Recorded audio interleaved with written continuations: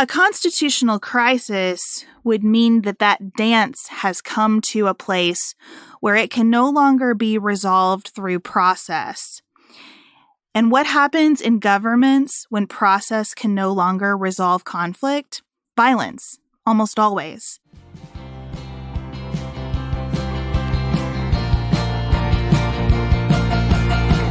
This is Sarah Stewart Holland. And this is Beth Silvers. Thank you for joining us for Pantsuit Politics.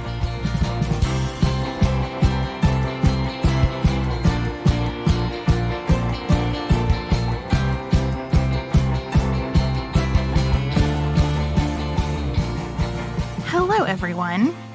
First, thank you so much for your responses to our summer series so far. We are glad these conversations are connecting with you. We're so appreciative of all the people who participated in them. We're excited to share the third episode of that series with you. We were going to do that today, but there have been 2 January 6 hearings over the last 2 weeks. We ask you to make time to watch these hearings, and you are watching them, and we really appreciate that, so we want to show up with you. Sarah is still in Europe enjoying the July break that we all traditionally take. So Alise is here with me, fresh off parental leave. Hi, Alise. Hi. Isn't that what everyone wants? To come back from parental leave and talk about, the threat to democracy and insurrections and potential coups? I think that's just the traditional reentry. It's a light and breezy professional path that you've chosen for yourself, Alise. Well, we ask on social media what questions you have about the January 6 hearings at this point, and you responded. So really, this is like Beth, Alise, and all of you sit down to do a bit of a mailbag episode.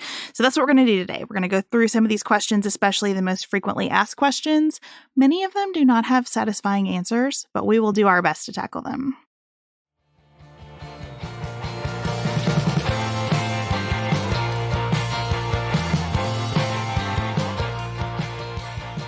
Okay, so Beth, when people shared their many questions about January 6th, they fell into some pretty clean categories.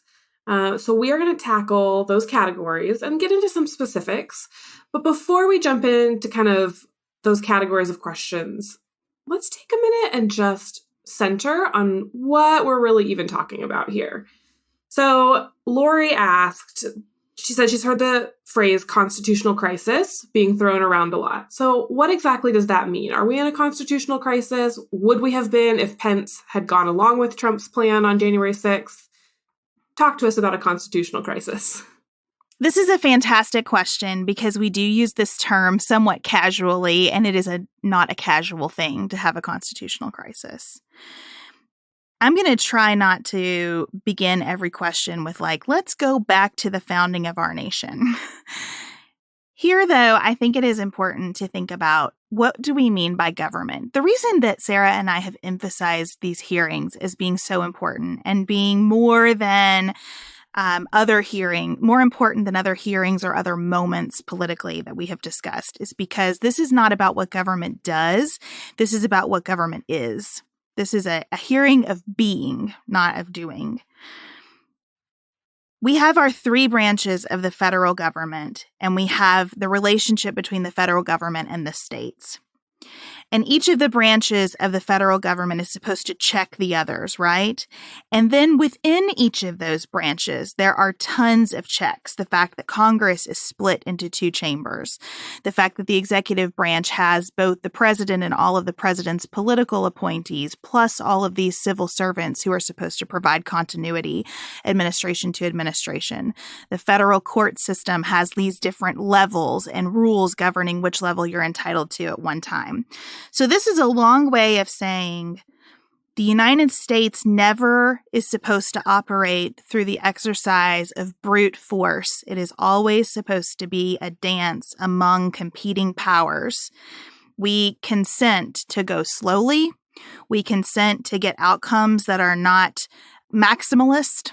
We consent to moving inch by inch by inch because we say that is the best way to ensure that all of the different interests this country includes have representation.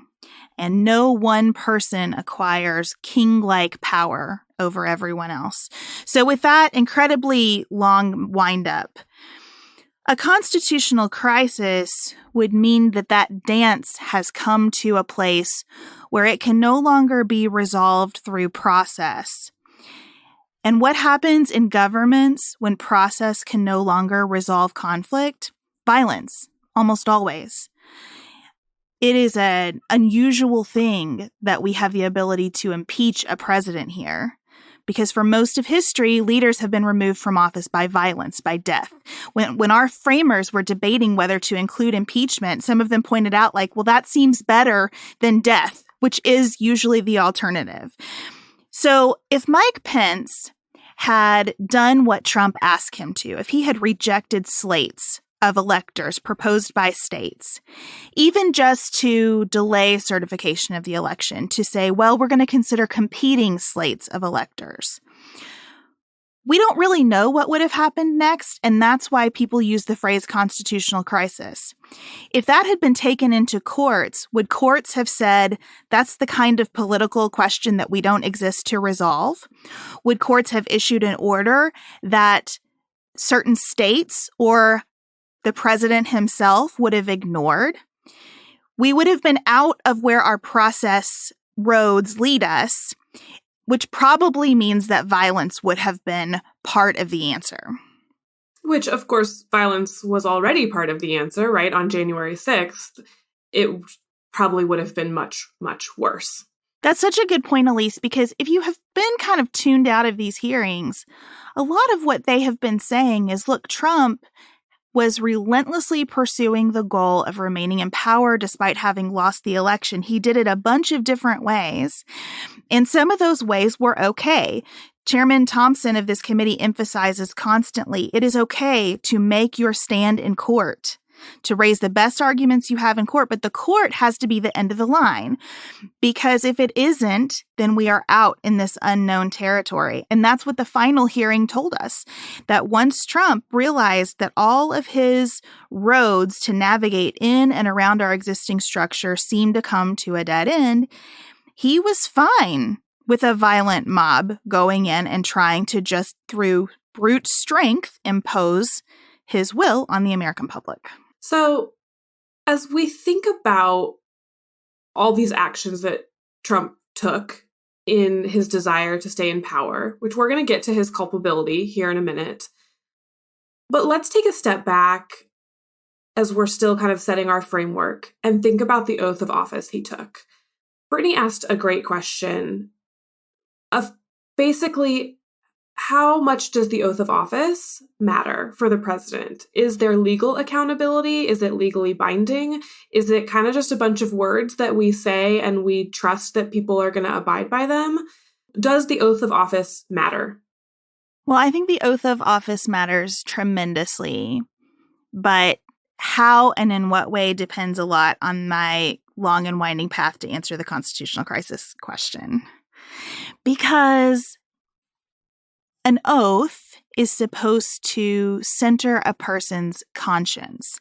There was debate over including the oath of office in the Constitution because some of the framers thought that it was sort of a throwback to barbaric times. Some of them thought it was a religious test. Some of them couldn't figure out how to separate it from a religious test. Which we have seen people continue to argue about now, right? About what you take the oath of office on, right? Obviously, for much of our history, most people have taken the oath on a Bible, and that is not required. You can take the oath of office on a comic book if you want, from my understanding. And we have been given the option of swear or affirm. So presidents can make that decision depending on the meaning to them. But interestingly, our Constitution is very nonspecific in almost every way. The oath of office is in quotation marks. It's the only phrase in quotation marks. So they did land on language that they felt represented the intention to have a non-religious test of conscience for people who serve the public in this way. And oaths have a long history. and are used in many contexts. If you talk to someone who's in the military, the oath of office is extremely important to them. I think that's part of why we saw two veterans, Representative Luria and Representative Kinzinger, leading the questioning in the hearing that really centered around the presidential oath of office. But we take oaths when we marry. We take oaths in multiple aspects of our lives. And I think Brittany's question hits at something really important. In a world where we don't share a whole lot in terms of our beliefs as humans about what it is we're doing here and what powers should govern our lives and kind of what all of this even is in terms of our existence, I don't know that an oath means a lot beyond the person saying the oath, except insofar as our entire system of government is fueled by trust and agreement and consent. And so fundamentally, we have an obligation as a public to elect leaders who we believe will abide by an oath of conscience. And whether or not that oath is legally binding just depends on the rest of the system holding. It depends on a Congress that will hold a president to account. It depends on the rule of law being enforced through the judiciary. It's all interrelated. Every single piece of this locks into the other pieces. And it must be so. Otherwise, we are in an authoritarian system. And an authoritarian system is the only system in which there is always going to be a hard backstop. And that hard backstop, again, is not one of principle or ethics. It is of power exercised through violence. You might be wondering why we are spending so much time at the top here talking about the Constitution and the oath of office and things that seem like, government class 101. Yeah. Or what does this have to do with January 6th? But I think it's really important that we start here because I think that it's important for us to remember as we talk about the specifics of these hearings and whatever happens next, that what we are fundamentally talking about is what kind of country we want to live in and the structure that has been set up, and if we stay within that structure, and what does it mean to trust that structure, and do we need more guidelines than just trust in some places? We're going to get to some more of that. But the first big category of questions that we got far and away was under this heading of what happens next. Okay, we've had kind of the, to put it in a TV analogy, the first season of hearings. Liz and the gang got renewed for season 2. They'll be back in September. But what happens next? So let's start with actually that kind of the break, right? Why are they taking a break? Why did we kind of get this group of hearings? And now they're not coming back until September. Why aren't they kind of keeping going with the momentum here? When we're just thinking about the committee, what happens next with the committee? There is an enormous responsibility on this committee to do their work transparently and well. And doing it transparently and well are in tension with each other in some respects. To focus the public's attention on these hearings, they necessarily have to decide not to tell all of the stories that are part of the story of January 6th. There are so many side paths they could go down. They could do 6 hearings just on the involvement of the Oath Keepers, not including the Proud Boys, not including the far-right media ecosystem. So many paths that they could explore. And so they have to make decisions about what are they going to focus on because the public can only digest so much. And what of those things to focus on will have the most impact, and what impact are they even going for? Right. What impact are they trying to have? I think they need a break to regroup because I do think, especially Cassidy Hutchinson's testimony, to use Liz Cheney's words, broke the dam, that they have more people coming forward now, which means that they have more testimony to corroborate. They might have some areas that look fuzzier because more people are coming forward and they're hearing some different stories. So they've got stories they have to reconcile to come up with what is the closest we can get to the truth of these things that happened. I think they have new decisions to make about what paths to go down. We've seen a lot of reporting about Secret Service text messages not being made available to the committee. That in and of itself raises so many questions that they need to pursue. And I'll tell you, Alise, one of the things that struck me as very significant about this in the last hearing is that Representative Luria did not say anything other than they didn't get what they asked for. And I think that means that there is a lot going on here that the committee really needs to spend some time navigating. They are engaged still in lawsuits about who has violated their subpoenas. We know that Steve Bannon was convicted for contempt of Congress. So I think it's wise to take a minute and regroup. And I think it tells the public we're pursuing this with a lot of seriousness. Maybe this is bad in terms of losing momentum. Maybe it's great for momentum. Maybe a little break will have people captivated to come back and see what's next. I have no idea. It does strike me as the responsible course of action when you have a flood of new information to go back to the office and work on that information and come back with a coherent presentation to the public. I think you're right, too, that taking a break actually might help the momentum in some ways. It's going to give people more time to be talking about this with their friends and family, which we are going to talk about. But also, in general, people tend to be more focused on what's happening in the news once the academic year picks up for a lot of cultural reasons, right? But, it's the summer. People are on vacation and doing things and just not as focused on what's happening in the news as they are at other times of the year. So, and also as we get closer to the midterms, I think that'll impact it as well. Now, you were talking about how this idea that Cassidy Hutchinson's testimony kind of broke the dam. Maybe they're getting new testimony now, which I think raises the important question that many people asked. Why haven't we seen some of the bigger names, specifically Mike Pence, testify? Why hasn't Mike Pence testified, or some of these other big names that would, in theory, have a lot of things to say about what went on that day and leading up to it? I don't pretend to understand Mike Pence's psyche. That's a good call. And I do think a lot of this, to go back to that oath question, is really between Mike Pence and his own conscience. At the same time, Peggy Noonan, whose name I do not use to start a lot of sentences, wrote something really insightful after Cassidy Hutchinson testified, which was that it takes someone like Cassidy Hutchinson to observe everything going on around her, because she isn't so busy being impressed with her own power and authority to miss the details. She is the one who remembered names, times, places, who was in a meeting, that the ketchup was on the wall. She's the one who's going to go back and clean the ketchup off the wall, right? So in some ways, someone, I think on Instagram, asked me, who would your dream witness be next?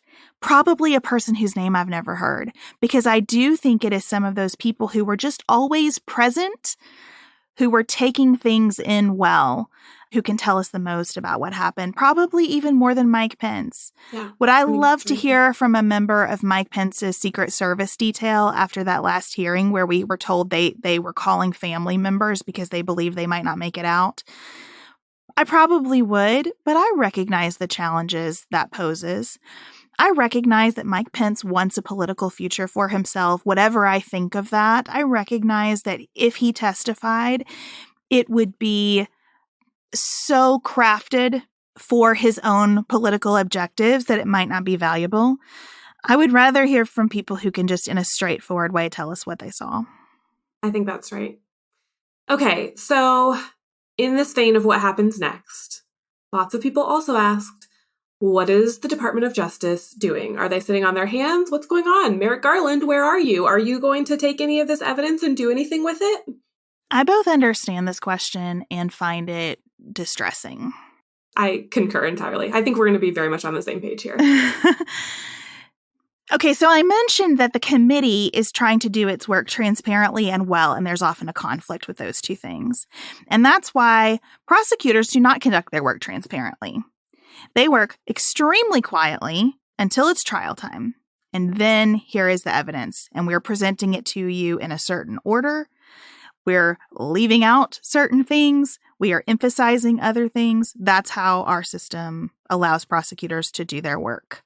And so I imagine there's all kinds of investigations going on at the Department of Justice, thousands of people working on this, working on angles we've not thought of. There could still be people considering the Mueller report, which pretty well invited the Department of Justice to indict Donald Trump for obstruction of justice after he was out of office. So who knows what's happening at the Department of Justice? We're not supposed to know, because if we knew all of that, it would interfere with their ability to continue interviewing people and pressing leads and trying to get get to what is the best case to make here. What does the most justice here? Yeah, just because we're not hearing from them does not mean things are not happening. Their work and their role is different than what the committee is doing. Absolutely.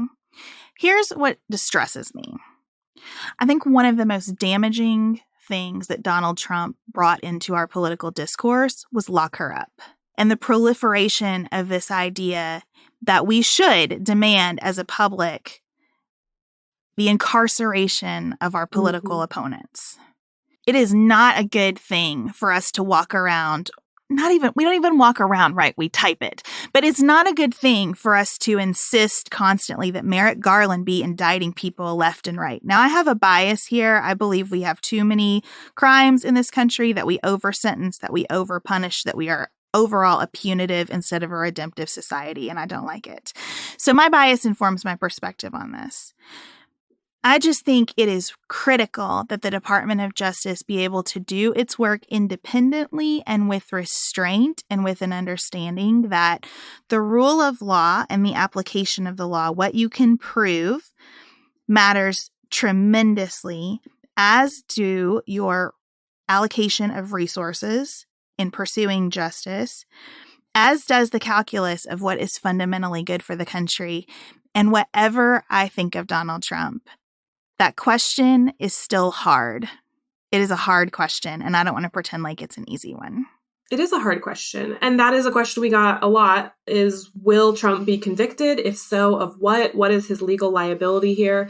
Which, there's a whole other conversation to be had about how complicated the logistics would be of incarcerating a former president. That's a completely different conversation that we could spend a long time on.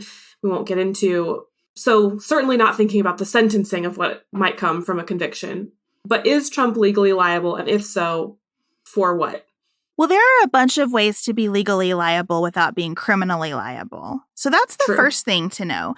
And Trump is being sued by a lot of people related to January 6th, members of Congress, Capitol Police officers. So Trump will be in court, I imagine, for the rest of his life about these events. If there's anything true about Donald Trump, it's that he has spent most of his life being sued by someone. That's right. And that makes people feel depressed, right? Because they feel like he's never really held accountable. But he has a lot less money than he might otherwise because of the court system. He has probably been restrained from taking actions that he would like to take by the court system. So I think it is very possible that he will have civil liability related to January 6th. Where that comes and in what form it takes and what consequences are attached to that, I'm not sure. But don't think for a second that there is no accountability if you don't see Donald Trump handcuffed and hauled off to federal prison. That's right. There are federal criminal charges that have been discussed here related to sedition, obstruction of justice, defrauding the public. I am not a criminal lawyer, not an expert on these matters. I don't think that any expert in this arena believes the committee has proven a case for criminal liability against Donald Trump in these proceedings. Yes. That is not the committee's goal. That's not the committee's job. The committee doesn't have all the tools it needs to do that. I think it remains possible. I think it remains highly possible. And I think Trump is out there every day doing everything he can to keep the main story the main story. He still doesn't accept the results of the election. He continues to lie to people about it. He continues to fundraise off of it. He continues to threaten violence against people who disagree with him. I hate to use his phrase, we'll see what happens, but that's kind of where it is. We'll have to see what happens. And as you said before, we, I think, are only seeing the top of the iceberg of what this committee knows. And how much of that we end up knowing publicly is certainly still unknown. Mm-hmm. There is likely a very large iceberg under the surface of what we are just seeing in these hearings. Okay, so whatever happens with Donald Trump, there are a lot of other people who are involved in making January 6th what it was. Are they criminally liable? Is someone going to go to jail? Well, someone is already going to jail. True. There are that's a great point. individuals who participated in the Capitol riots have been sentenced. There are people still being tried. There are high-level people in some of these far right-wing militia groups who are facing serious charges. I've seen references to the Department of Justice pursuing a bottom-up strategy in terms of liability in these cases. Now, I hate that. That's what the Department of Justice always does. That's what a lot of prosecutors around the country always do. You get the little guy because you can get the conviction. It's not as expensive. It's not as difficult. And that stinks. And that's the kind of thing that erodes public trust and confidence, right? So that is not an endorsement. That is what I believe is happening. There's a reason that people like Stephen Ayers, who testified in front of the committee, have already gone through the process of either pleading to something or being tried and convicted for their involvement. So yes, there are people who are going to face criminal liability. I think that could extend into folks who tried to submit false documents to Congress. There's a lot going on here. And there's a lot of money that's made the rounds here that the committee hasn't even cracked into in public hearings yet. So again, I think we are at the very beginning of this chapter. I think that's right. I think as unsatisfying as this is, I think there are years, if not closer to a decade or more, of us trying to sort out just the legal and criminal ramifications of this, not even the cultural ones, which will be far longer lasting than any of our lifetimes. Generational. But let me say, this is a reason to love our system, as frustrating as it is right now. It should be hard to put people in jail. It should be hard to prove crimes, especially crimes related to our government and our politics and our elections. That should be hard, and it is hard, and it should be time consuming, and the attorney general should think a lot before just shooting off an indictment against a former president. There are countries that operate that way. We don't want to be them, no matter who's in charge here. We'll take a quick break here, and then we'll kind of move into the politics of this. I feel like we've covered as best we can maybe the immediacy of the committee's actions, but let's get into the politics next.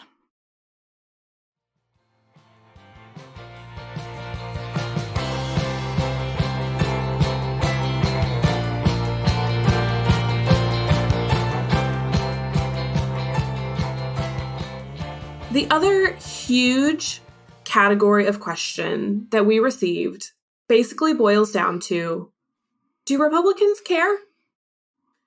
So I do want to be careful that we don't paint all Republicans with a broad brush. There are categories of people here that may or may not care in different ways about what this committee is doing and what's going on. So let's start with Trump loyalists. What's going on here with the committee, what we're learning about Donald Trump and his actions, what does that mean for his most diehard supporters? And maybe the better question here is, what does that mean for Trumpism as a movement? Should we be worried that if there are ways that Donald Trump is held accountable, there will be more violence from that group of people? What do we think about what's going on with that group at this moment? I think there are gradations within this group as well. I think the people who are most loyal to Donald Trump have kind of cast their lot there. And maybe there's a sunk cost going on. Yeah. I don't think that we need to sit around and wait for people who have loved Trump from the beginning to denounce him. That'll happen here and there. Some people will. Some people have. And others won't ever. And that's just going to be what it is. Yep.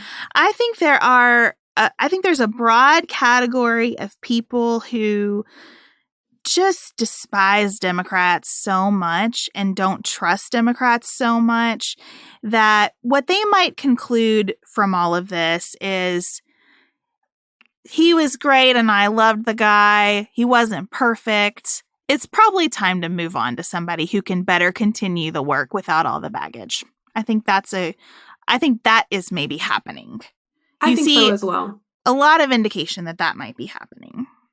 Yeah, I think that Trumpism has proven that it will continue on without Donald Trump I mean, certainly he is still on the scene now, but, Ron DeSantis is certainly picking up that mantle for a lot of the policy and type of energy that Donald Trump brought to the scene. And I think depending on what we see in the next election cycle, there will be plenty of the brand of Trumpism, even if it's not under the brand of Trump. And I think that's even hard. I don't know what that means. Yeah, it's true. Other than governing as like the toughest of tough guys who's going to run over everybody who disagrees with me, I'm not sure from a policy perspective that Ron DeSantis and Donald Trump would decide every question the same way. I couldn't even put a percentage on that.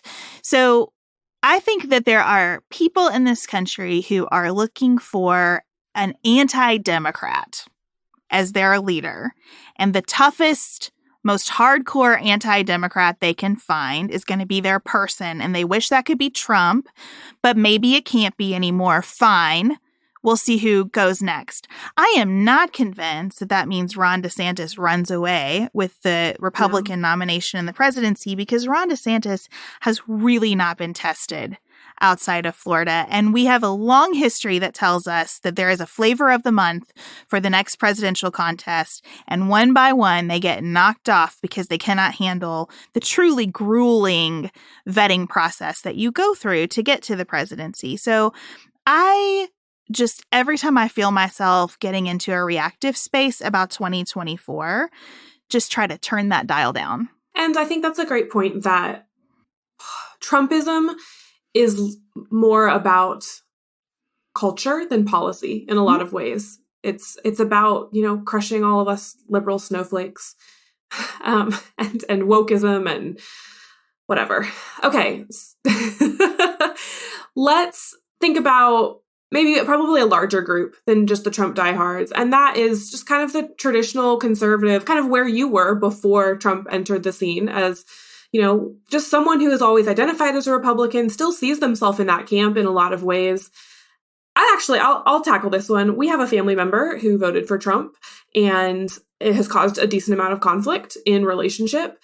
And we spoke to this person this weekend and have never heard them say more bad things about Donald Trump than we have now, because they have been reading up on what's going on with these committee hearings and are disgusted by it, and didn't have very nice words about Mike Pence either, interestingly, because they were definitely on the, well, Pence is a good Christian and we'll hold him accountable train for much of Trump's administration. So I know that's just anecdotal, but I do think that there are people paying attention to this who you might not expect to be paying attention to this. And hearts and minds may move, may be changed. Maybe not as many as we want, but I do think that the needle is moving. I totally agree with that. Listen, here's the thing I have the least patience for right now. It is the nothing matters. Yeah. I just can't do the nothing matters. It matters if we decide it does. And again, I don't think we're going to have some kind of moment in American politics where everybody goes, oh, you know what? You were right. Like, that was definitely a mistake. We should not have done the Trump thing. That was terrible. That is an unreasonable expectation. Maybe it's not unreasonable, but it is an unserious expectation. That is just not how most people conduct their lives. I do think that plenty of Republicans think that the fact that he sat in a dining room for 3 hours while cops were being mauled by a group of rioters, I think they think that's appalling. I think they want no association with the people who caused that whatsoever. I think that they can't believe the kinds of things that he said about Mike Pence during this period. I think they probably think he looks like a big baby that he keeps talking about the 2020 election. Even some of your really hardcore Republicans just want him to shut up. They want him to stop talking about this because they know how harmful it is all the way down the ballot. They blame him for losing those 2 Senate seats in Georgia, right? So we need not write everyone off. People are listening and people are taking it in. How they process it and what they do with that information might not be the same as you or I would, but that's okay. A little bit of movement. I've said this 100 times. I will say it until I die.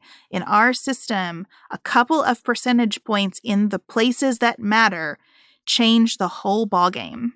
So we want to create an environment that allows for that. Definitely. Part of allowing the needle to move and allowing people to have a change of heart is getting this information in front of them in the first place. You know, this family member that I referred to, we actually recommended that they start reading the Dispatch a few months ago. And so I'd like to just take like infinitesimal amount of credit for the fact that they are getting some, what I would consider very quality reporting on what is happening here. Because most of the time at their house, Fox News is on all day, every day. For those of us who are not engaged in the right-wing media landscape, but we love people who are they hearing about this over there? Or maybe not even Fox, like OAN or like some of these more extreme right-wing. What's the media narrative coming out of the more extreme end of right-leaning media?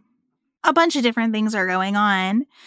One of them is, let's just hope this plays itself out. Let's just ignore it and minimize it as much as possible so we can weather it and move on like we've done with every other Trump-related scandal. So you've heard like Josh Hawley saying, I'm not even watching it. It's just going to be such a circus. And there's a lot of that, just minimizing. This is theater. This is drama. It's a committee of Democrats and two wannabe Democrats. So there's just a ton of minimization. And then there are sort of the armchair lawyer arguments. It's all hearsay anyway. Well, hearsay has zero applicability to these hearings whatsoever. There is an evidentiary rule against hearsay in trial to ensure that the best evidence is used. There are a gazillion exceptions to that. I've passed 2 bar exams. If I had to sit down and take a test on the rule against hearsay today, I would fail it because it is so incredibly complicated. So, you know, but we do those things, right? We attack small points. And so there was that sort of dust up about Cassidy Hutchinson testifying about Donald Trump lunging at a Secret Service agent. And then unnamed sources reportedly close to the Secret Service say it hasn't happened. Well, then the committee says, cool, we'll investigate that. Anybody's welcome to come testify. We've not heard an update saying that, in fact, her story was incorrect, right? So attack at the margins, ignore it. And then I think just pound away at the fact that this is Democrats. You also have people doing the classic political thing of like, this doesn't actually matter. What matters is inflation. What matters are the riots from the summer of 2020. What matters is Antifa and Black Lives Matter, you know. So we're just just throw everything at the wall and see what sticks. Classic stuff. What I think is great about some of those strategies is if you are engaging with friends and family who are taking that in, you don't have to pick. I think the January 6 hearings are monumentally important, existentially important for the country. And I don't say that lightly. But that doesn't mean that I think the baby formula shortage is insignificant. I think that is quite important as well. I can even say, you know what? Looking back on the summer of 2020, I think I did a poor job. I think Beth Silvers did a poor job taking seriously how dangerous some of our cities felt during that period. And I could have responded more thoughtfully to that. And I regret it. And I also think that it's different when we're talking about violence against an official proceeding of the government. You know, there are just tons of ways that we can hear some of those points and not be hostile to them and still emphasize this is a really big deal. This is a really big deal. So do you have tips for people who are trying to talk to their family and friends about this, who are bringing some of those more right-leaning talking points? This may be because I have spent most of the last 4 weeks in mom mode, but I've been talking a lot about boundaries. And particularly talking about what are we responsible for and what are other people responsible for, and respecting those delineations. I think that one of the worst things that all of us, me included, me first, have a tendency to do when we talk about politics is we do not respect boundaries. I am not responsible for what Merrick Garland decides here. I have not seen all the evidence. I have not researched the criminal charges. I do not have to make a decision on who gets indicted in connection with these cases. I shouldn't take responsibility for that. Why would I fight with a family member over whether Trump should go to jail when I don't have all that information? What I am responsible for as a citizen is how I vote in the next election. And I think Liz Cheney's very pointed question, should someone who sits in a dining room for 3 hours nursing a grudge while all hell breaks loose at the United States Capitol be trusted to be our commander-in-chief again? It seems like a hard no to me. What do you think, Uncle So-and-so? I think remembering that we don't have to take on the whole of the thing to have a really good, productive conversation about what the thing is. And again, I don't dismiss anybody's concerns about gas prices. I can say, I think the Biden administration did a pretty poor job communicating with us and planning for the Afghanistan withdrawal. That to me is on a different level than saying to the public, I won an election that I lost by millions of votes. Those are different kinds of wrong. And I prioritize one of those over the other. What about you?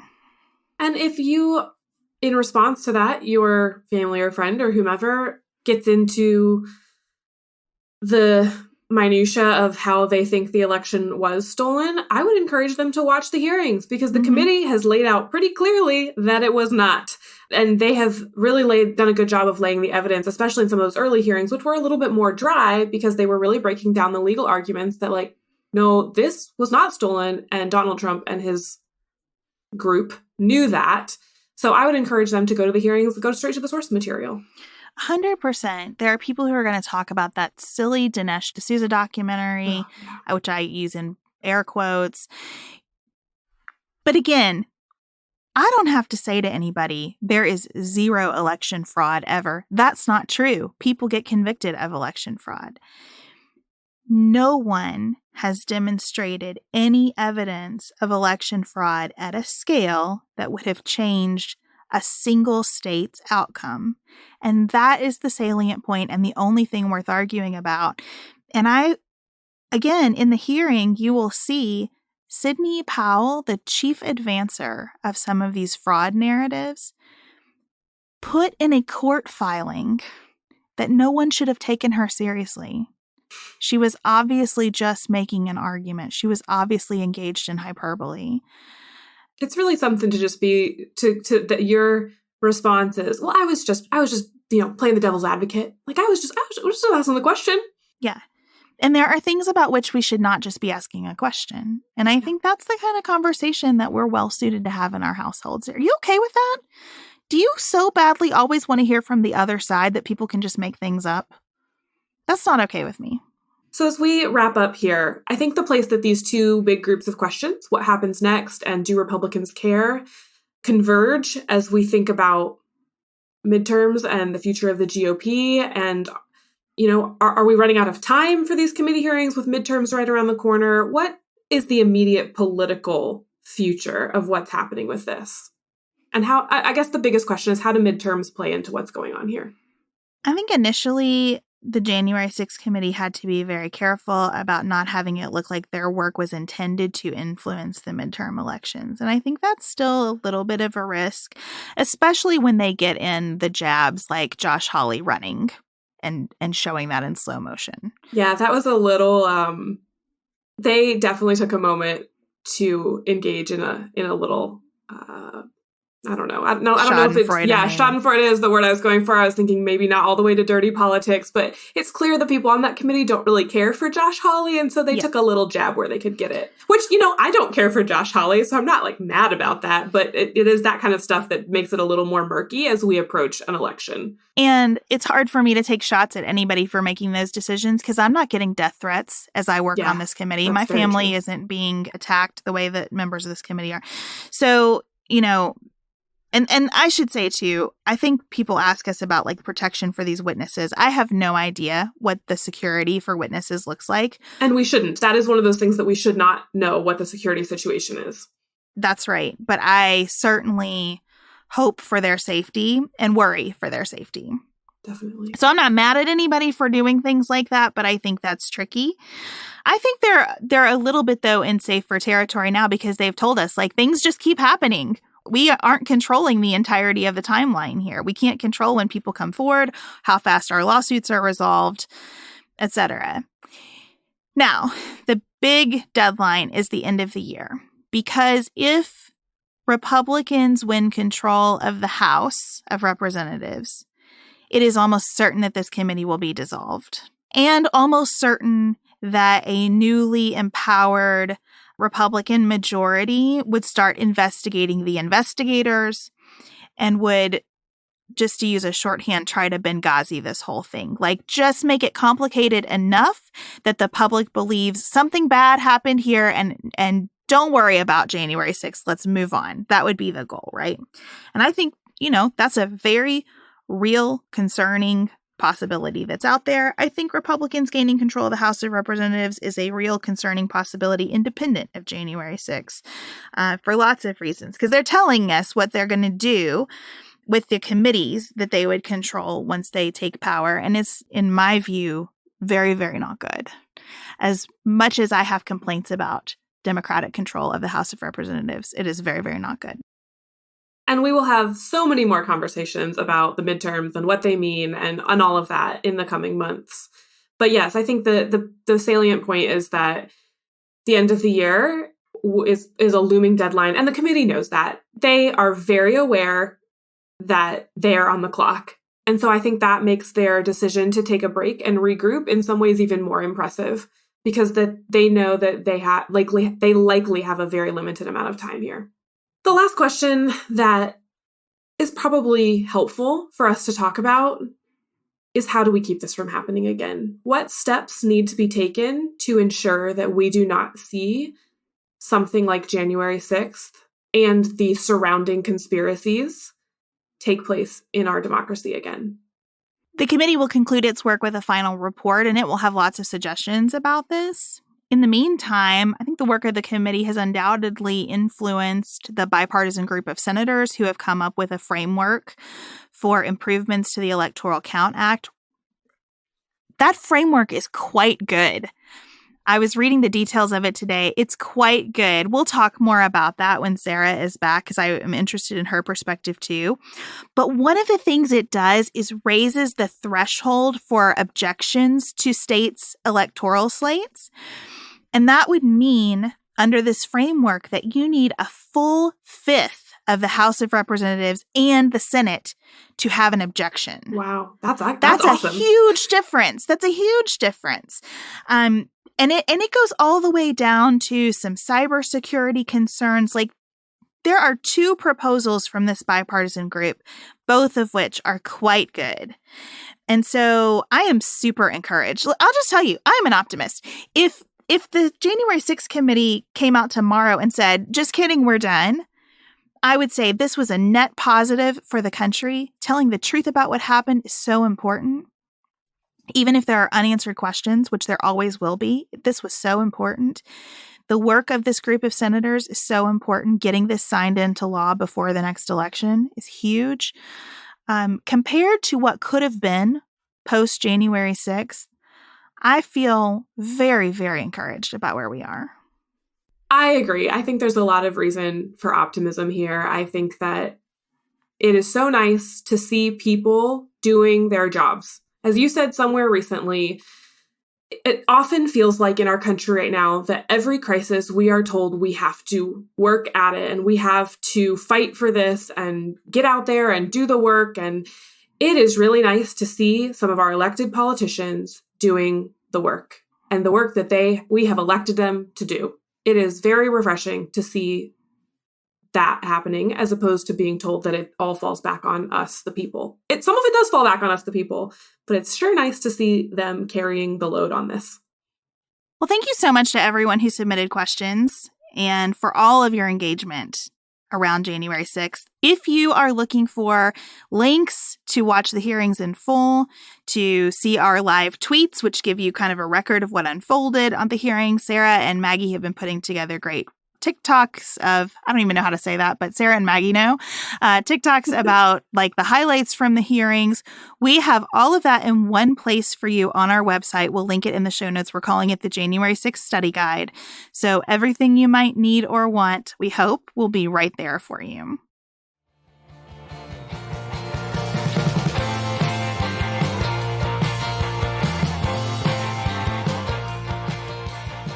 We always end with what's on our minds outside of politics. Alise, since you are here, this has to be an Alise is a new mom segment. So how are you doing? How are you feeling? How is baby Oliver? Tell us all the things. That still sounds weird. I have these moments where I'm like, oh, I'm someone's mom.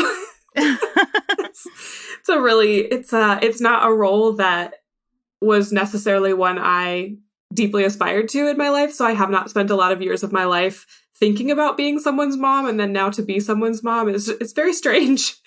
We're good. It's a real roller coaster. We have already had and hopefully survived our first childcare crisis. So to all of you experiencing that or who have experienced that, I just have new levels of empathy for people who are constantly juggling childcare. But we're doing well. I think I'm pretty tired. I haven't slept through the night in about 3 months, but he's great. He's a good sleeper. He's a good eater. He's a pretty happy kid. And we're very, very thankful for that. The only time I remember seeing my mom cry while I was growing up was when childcare for my sister fell through. It is so stressful to have that moment of thinking I've got this figured out and then it's gone. So I'm glad that you have made it through that first hiccup. Yeah, hopefully. We had a daycare pull the rug out from under us, which was deeply frustrating, but we have put some pieces together and are going to have some in-home care for the month of August, which is not ideal in some ways, but also is lovely in others. And then he'll start daycare after Labor Day. So we're excited about that and excited to get him in a place where he's going to have some social interaction with people outside of our house. I'm excited to have the house back to myself again. I told my husband the other day, I was like, I have not been alone in this house in months. I miss being alone in this house because I work from home. And so much of my normal day-to-day life is just being alone here. And I haven't done that in a long time and I really miss it. Feel that. I had about an hour this afternoon where both my girls were out playing with friends and I sat in my office and worked and I was like, oh man, school's going to start again. It's such a beautiful thing to just be alone here working. Well, tell me, what is your one thing that you think to yourself, why didn't anybody tell me this? Oh, I just was having a conversation with a friend about this because she had a similar experience. I think we have done such a lovely job emphasizing the fact that fed is best. And you and I talked about this, when we talked about the formula shortage a couple months ago. It's so great that we have come a very long way, not all the way, but a very long way in helping parents understand that however you feed your child is fine as long as they're getting fed. I think the next step of that needs to be helping parents figure out if your child is getting fed. It was my experience and my sister's experience and this friend I was speaking to's experience. And so many people that I've talked to had the experience of not producing enough breast milk and not having any idea because they were a first-time parent. They didn't know what was normal for a baby, how they should be behaving. Should they be this upset all the time? And then all of a sudden something happens. You get some sort of catalyst and you realize, oh, my child has just been hungry for 6 weeks. That's why they've been screaming in my face every time they're awake. And coming to that point, and he's fine now, he's fed and he's happy and he's chunking right up. But those first 6 weeks were really hard because we just didn't even know that he wasn't getting enough to eat. And I've had so many people share that was also their experience. And I'm like, why are we not talking about this? Why are we not talking about how to know if your baby is getting enough to eat? And my experience, at least, and I know for a lot of people, at least for me, the lactation consultants, the medical professionals that I saw all started from this baseline assumption that, of course, I was going to produce enough milk. Of course. Why wouldn't I?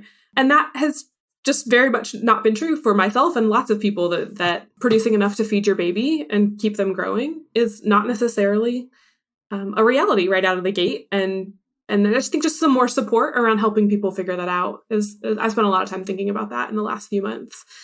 So, that's kind of, it also is very typical of me that I want to go in like a policy direction with that, right? Of like, how do we solve this like systemic problem and not just like, oh, like the funny little noises they make are so cute. I don't know. I know we have lots of people in the audience who are around folks who are becoming new parents. So what has been most helpful to you that other people have done to try to support you in this new phase? I think the thing that has been most helpful, people have been wonderful. This audience has been wonderful. There's been so much love and support, emotional and tangible, from this audience I'm so thankful for. And also so thankful for, you and Sarah that you created a space where I could have 12 weeks of paid maternity leave, which made a huge difference for us. But I think the thing that has consistently been the most helpful is people who want to help just making a decision and helping. Just showing up, just saying, hey, I'm bringing Chick-fil-A to your house on Friday, or hey, I'm going to do this thing, not expecting me to have to make a decision. The level of decision fatigue as you try to figure out how to care for an infant for the first time is intense. And it's been so wonderful, the people who just show up. I had a friend who just showed up with a whole bin in the first few weeks of snacks and hand sanitizer and lotion and just like everything that you might need if you were sitting on the couch breastfeeding and wanted something within reach. It was in that bin. And she didn't ask what I needed. She just showed up with a whole bunch of stuff. And some of that stuff we never used and we've gifted to other people. And some of it was a lifesaver. But it was just relieving the pressure of having to decide what I needed help with and just doing something. I love that. Well, thank you so much for being here. I'm so happy that you're back. I'm so happy to be back, too. I missed being here. Thank you to all of you for watching these hearings, for being supportive of our July schedule, which is not what any of us anticipated it to be this year, for supporting our work so that we can try to walk our talk in our company policies and offer paid parental leave and just do our very best by the amazing people who work with us. On Friday, we are planning to share the third episode of our summer series with you, and I desperately hope that that's what we will be doing. That episode is going to be about how the past few years have impacted listeners' relationships with churches. We got more feedback about that than any other topic, and it is very much worth listening to, whether you consider yourself a person of faith or not. Then next week, Sarah will be back. Yay! And we'll get back to something approximating normal around here. And until then, we just appreciate you all and hope you have the best week available.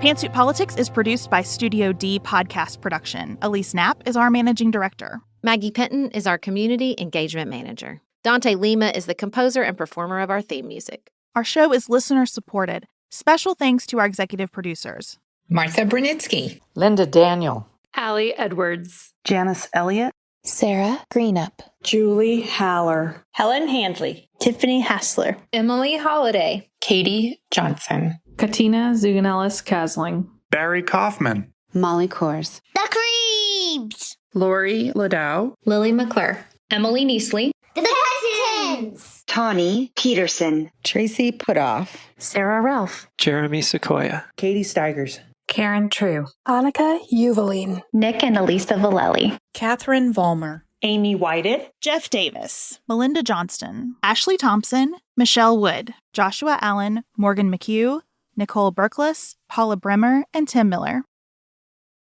My brain is not quite functioning at the level that it has at every point It's of my July life. brain. It's just the real thing. July brain and new mom brain. You know, I'm not all of my synapses are firing at all times these days. But as you said somewhere recently, oh, damn it, now I forgot what I was going to say. Just cut all that, Simeon.